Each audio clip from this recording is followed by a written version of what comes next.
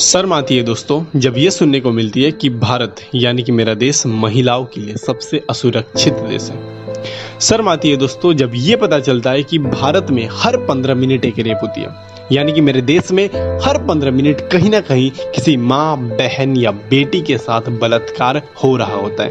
शर्म आती है दोस्तों, चाहे वो 8 महीने की मासूम बच्ची हो या चाहे वो 80 साल की वृद्ध दादी माँ, इस देश में कोई भी महिला सुरक्षित नहीं है। जी हाँ, दिल्ली एक बार फिर शर्मसार हुई है। दिल्ली के शकरपुर इलाके में महज 8 महीने की बच्ची के साथ दुष्कर्म किया गया। In a horrific incident, a 14-year-old COVID positive girl was raped inside. NCRB के अनुसार देश में हर दिन करीब 90 बलात्कार की घटना होती है। हाँ, हर दिन 90 बलात्कार की केसेस। आप इसी से अंदाजा लगा सकते हैं कि हमारी देश महिलाओं के लिए कितनी असुरक्षित है। देश में जहां जाति और धर्म के नाम पर हजारों लोग रोड पर उतर आते हैं, वहीं बलात्कार जैसे गंभीर मुद्दे पर ज्यादातर लोग चुपचाप रहते हैं। मीडिया में अगर बलात्कार के कुछ केसेस दिख भी जाते तो उसे भी 2-4 दिनों में लोग भूल जाते हैं। हम बैक टू नॉर्मल जिंदगी में आ जाते हैं और मीडिया भी कुछ दिनों के बाद कवरेज बंद कर देती है। और करे भी क्या, उसे वहां टीआरपी नहीं मिलती। हमारी इसी स्वभाव के कारण देश में स्थिति सुधर नहीं पा रही। जब तक हम सारे मिलकर इसके खिलाफ आवाज नहीं उठाते, तब तक ये दानव हमारे देश की माँ, बहन और बेटी को चैन से जीने नहीं देंगे। हमें तब तक आवाज उठानी पड़ेगी जब तक ये देश रेप मुक्त नहीं हो जाता, क्योंकि अगर हम आवाज नहीं उठाएंगे तो ये सिस्टम कभी नहीं सुधरने वाला। हजारों ऐसे केसेस है जहां पीड़िता को अभी तक न्याय नहीं मिल पाई है और कई ऐसे दानव यानी कि बलात्कारी खुलेआम समाज में घूम रहे हैं। ये अगर प्रशासन की कमजोरी नहीं है तो और क्या है। उत्तर प्रदेश की हाथरस गैंगरेप की घटना तो आपको बताई होगी।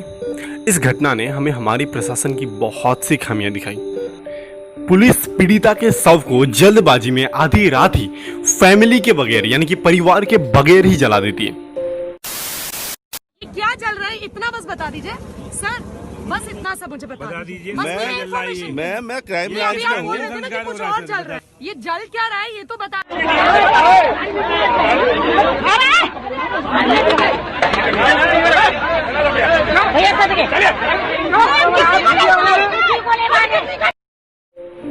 पुलिस पीड़िता के परिवार को मीडिया से दूर रखकर उनकी आवाज दबाने की कोशिश करती है। वाले हमें अंदर जाने नहीं दे रहे हैं और मैं घेराबंदी कर रखी है चारों लोगों से, छत पे, गांव में, गली में धमकी दे रहे हैं। उनको धमकी दे रहे हैं। उनको मारा था, उनकी छाती पे लात मारा था, सो उनके दर्द हो रहा है। किसको छाती पे लात मारा? उनके डीएम सामने मारा। कल बेहोश हुए थे वो।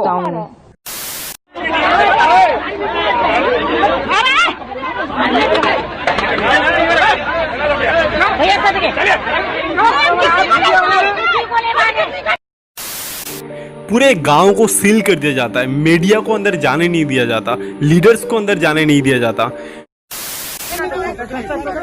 दी गई है और ये साफ साफ कहते हुए कि पहले हम बातचीत कर रहे हैं, पहले बातचीत के जरिए